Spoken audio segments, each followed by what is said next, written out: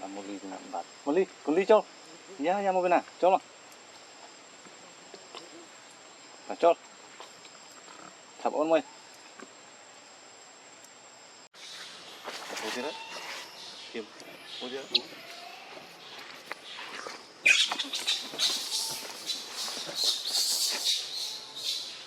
chui vô lọt mà đã lần cái đã kiện kiện lần này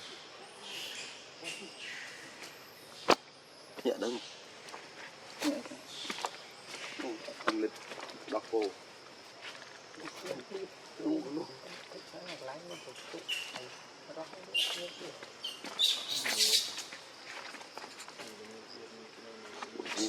đặt nặng lại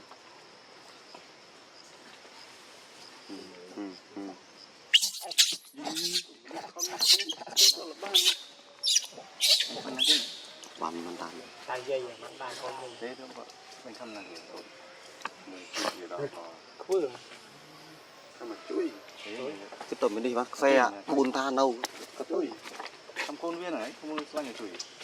thân ở đây xoay gì có sao chú bị có mà đang trong cái cục trong cái cục trong chơi mình trong đây là đây không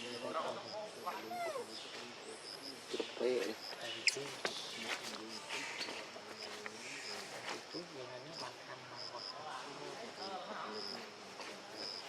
thì đội đờ và đòi con các bạn hỏi nó gì nào bạn nó còn thêm play nói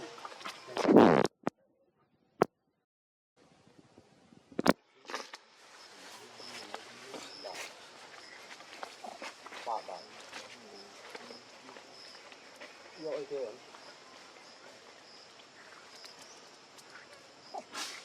ở tới rồi cầm mơ cầm những cái cầm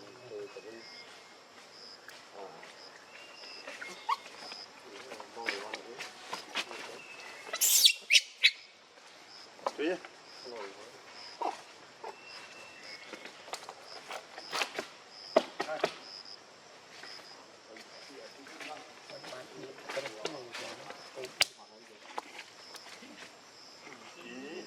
hả không mắc mày chứ mày chọc đòi tôi đi chơi vậy nên là miền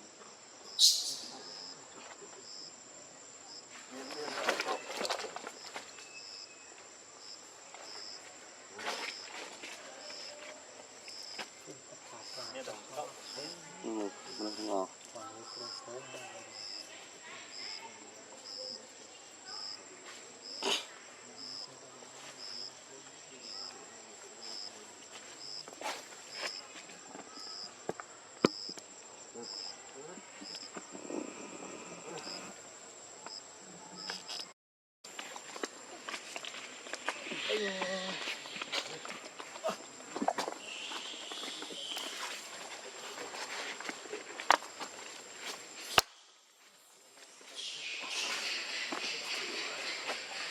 thôi rồi kia ra luôn nô đó luôn nô rồi thôi kia là mà bông pro thử bây giờ luôn nó sẽ bông đó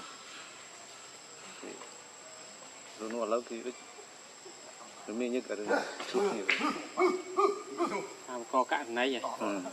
tôi muốn ăn sợi là lâu được gì cái to cả thằng xà cho mình cái đôi kia mai về hàng xa đã biết vậy không lá kia ra bị giục đánh cầm gì vào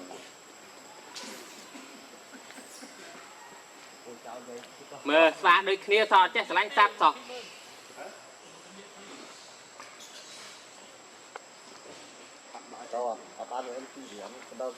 chất ta sẽ lanh xoa còn là xoa xây do đói đinh kìa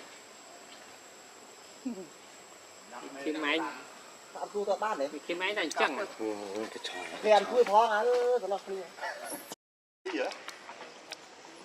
tí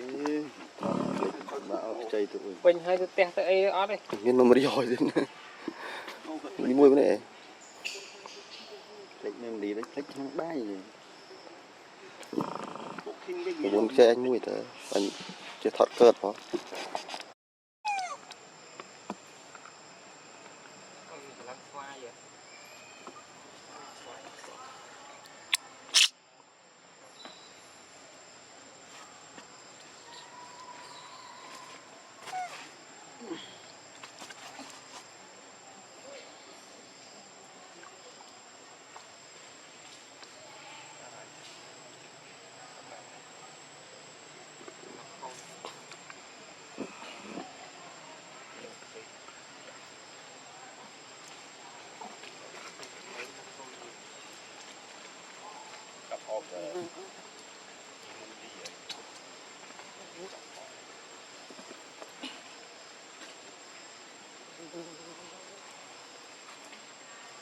một ly nằm bát một ly con ly cho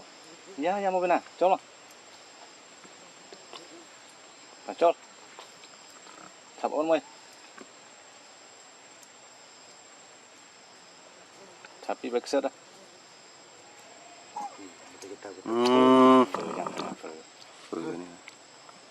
cái tháp này sao mà phải gặp tàu hai tụ mình đi hai mua vậy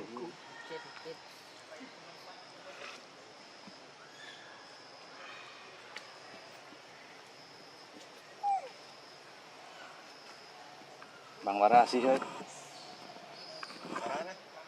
chỉ là kinh quỷ ba trên cạn khi được chung vào liền đi đã xả đã xí xin nói gì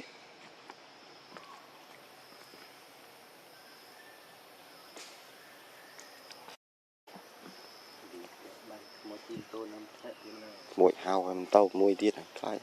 cứ bị thao tiết tôm được mà hao rồi chia sành nhà chia sành nhà có hòm rồi nó cái đấy dùng này sạch nó sạch thì ở phan vô 100 sạch cú vô sạch cú một vô nó ăn chui thì nó thu thoái chết đấy à cô những cặp vậy đâu vô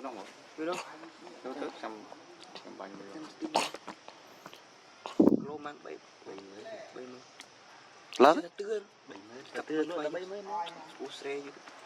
chứ chứ sông pri spe lạc lô không sông pri spe sông pri spe cái gì không spe đây thay à dùng nó lạ hay bom bel một lạ không bom bel một phong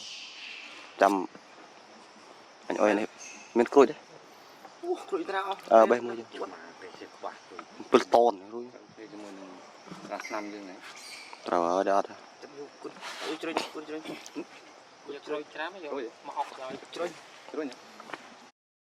tôi mới khóc lòng đó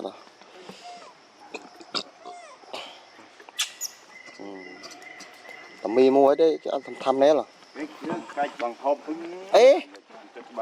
ê cái nào vậy xóa hạt nữa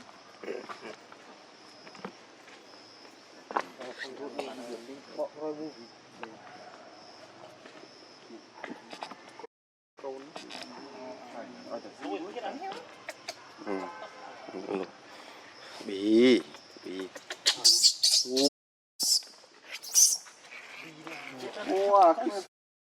đang ở vào sân bên nhà an toàn tử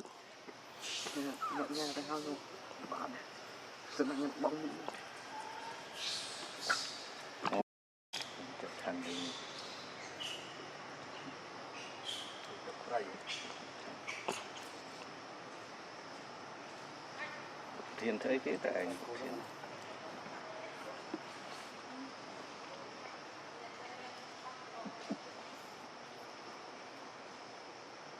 bên con mang nữa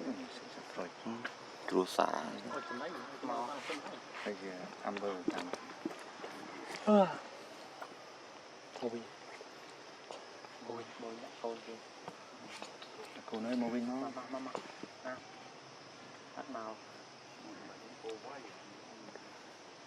đi quay cho con này nhỉ.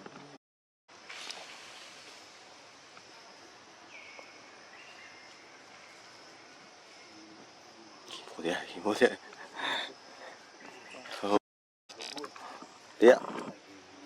Lấy dân đại cho nó. Lấy lạ mũi.